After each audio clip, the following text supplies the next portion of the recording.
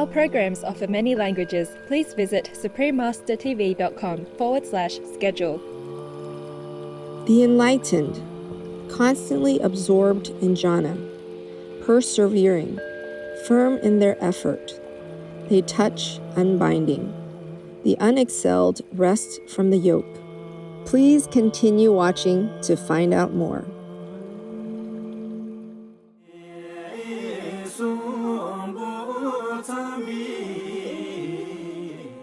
Jompa Lekso means welcome, and is how the Bhutan people would convey their love to you in the Dzongkha language. I am Kaoden. The righteous people of Bhutan pray to Buddha to shine the divine light on the path of the ultimate spiritual practice. May you ascend to higher realms in Buddha's love and compassion. Buddha, or Gautama Buddha, also known as Shakyamuni Buddha, was a great, extraordinary spiritual master from ancient India. Born as Prince Siddhartha Gautama in the 5th century BC, he would have naturally inherited the vast wealth of a kingdom. However, the prince left the palace life in search of spiritual knowledge. After years of contemplative seeking, the Buddha attained great enlightenment under the Bodhi tree. He then shared the merits of his practice by providing a method for other sentient beings to be freed from the cycle of death and rebirth. The rich treasury of Buddha's spiritual doctrine on universal truths is studied and revered to this day for its deep wisdom and compassion. Dhammapada means words of doctrine or way of truth in Pali. It is also known as Fa Jui Jing in Chinese, or Dhammapada, Pap Gu Kyong in Korean, or Keng Phap Go in Vietnamese. Dhammapada is an anthology of verses spoken by the Buddha on various occasions in response to a certain unique situation. It is one of the most popular and widely read Buddhist scriptures enjoyed by both Buddhists and non-Buddhists. Its original version is in the Khuddaka Nikaya, a Pali canon division of Theravada Buddhism. In total, there are 423 verses in the 26 chapters of the Dhammapada that convey the philosophical and practical foundations of the Buddhist tradition. The verses are mainly presented in pairs, like, for example, grief and suffering against joy, developing the mind instead of ignoring the mental attitude and conduct, virtuousness versus misconduct, and being truthful, not deceitful. The whole purpose is to illustrate the desirable and non-desirable outcomes due to our actions, speech, and thoughts. The objective of the text is to guide one in leading a spiritual life by firstly attaining happiness in this life or in the future lives, and subsequently achieving spiritual liberation, freedom, and absolute peace. We will now share with you selections from the Dhammapada, Way of Truth, chapters 1 to 2. Chapter 1, Pairs, verses 1 to 2. Phenomena are preceded by the heart, ruled by the heart, made of the heart. If you speak or act with a corrupted heart, then suffering follows you, as the wheel of the cart, the track of the ox that pulls it. Phenomena are preceded by the heart, ruled by the heart, made of the heart. If you speak or act with a calm, bright heart, then happiness follows you like a shadow that never leaves. Verses 3 to 6. He insulted me, hit me, beat me, robbed me. For those who brood on this, hostility isn't stilled. He insulted me, hit me, beat me, robbed me. For those who don't brood on this, hostility is stilled. Hostilities aren't stilled through hostility, regardless. Hostilities are stilled through non-hostility. This, an unending truth. Unlike those who don't realize that we are here on the verge of perishing, those who do, their quarrels are stilled. Verses 7 to 8.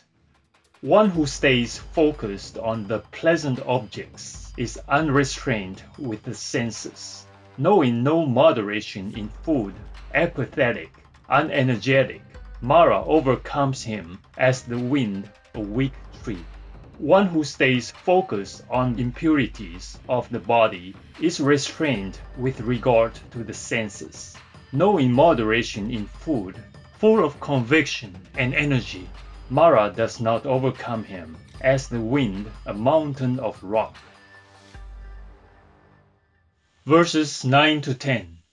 He who, depraved, devoid of truthfulness and self-control, puts on the ochre robe doesn't deserve the ochre robe. But he who is free of depravity, endowed with truthfulness and self-control, well established in the precepts, truly deserves the ochre robe.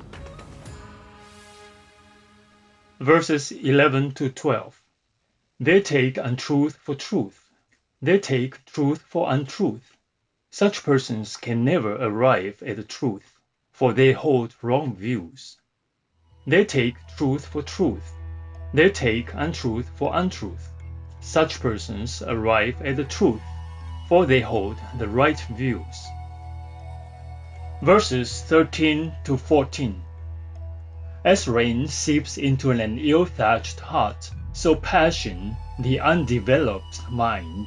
As rain doesn't seep into a well-thatched heart, so passion does not, the well-developed mind. Verses 15 to 18. Here he grieves hereafter. In both worlds the wrongdoer grieves. He grieves, he's afflicted, seeing the corruption of his deeds.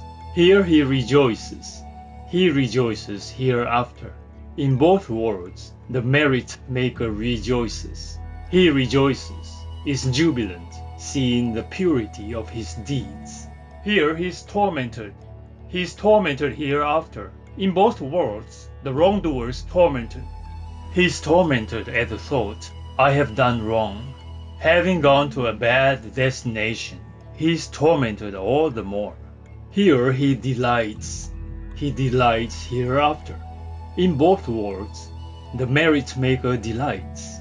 He delights at the thought, I've made merit. Having gone to a good destination, he delights all the more. Verses 19 to 20. If he recites many teachings, but heedless man doesn't do what they say, like a cowherd counting the cattle of others, he has no share in the contemplative life. If he recites next to nothing, but follows the Dhamma, in line with the Dhamma, abandoning passion, aversion, delusion, alert, his mind well released, not clinging either here or hereafter, he has his share in the contemplative life. Chapter 2. Heedfulness. Verses 21 to 24. Heedfulness, the path to nirvana. Heedlessness, the path to death. The heedful do not die. The heedless are as if already dead. Knowing this as a true distinction, those wise in heedfulness rejoice in heedfulness, enjoying the range of the noble ones.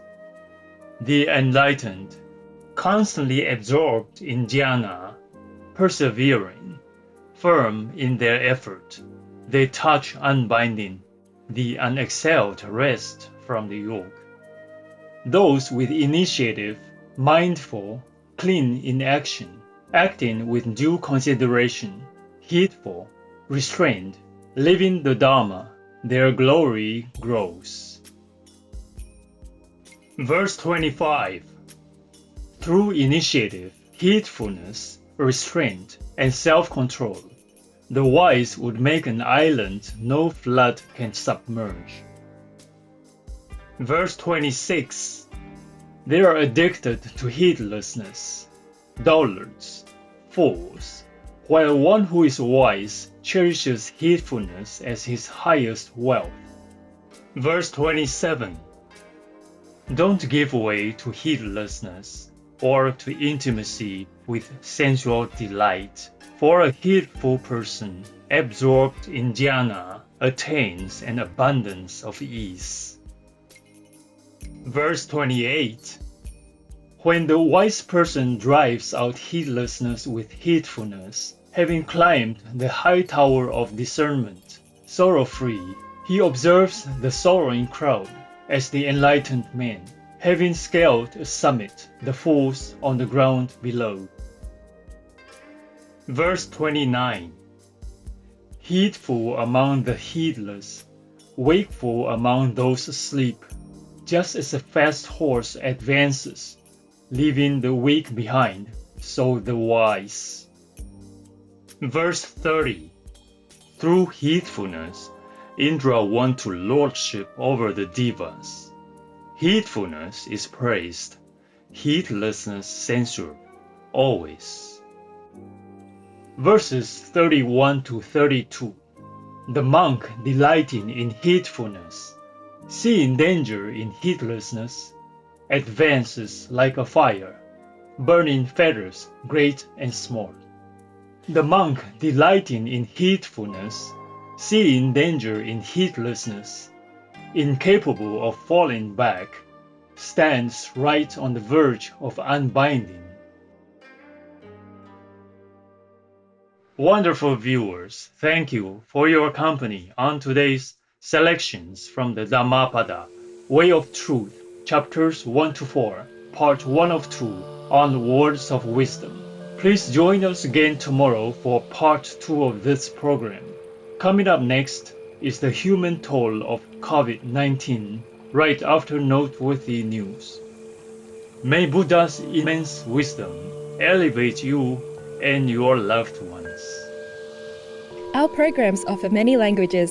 Please visit suprememastertv.com/schedule and suprememastertv.com/WOW. Nos programmes offrent plusieurs langues. Veuillez visiter suprememastertv.com/schedule et suprememastertv.com/WOW. Nuestros programas ofrecen varios idiomas. Visiten suprememastertv.com/schedule y suprememastertv.com/WOW. Programele noastre oferă multe limbi. Vă puteți uita pe suprememastertv.com/schedule și suprememastertv.com/WOW.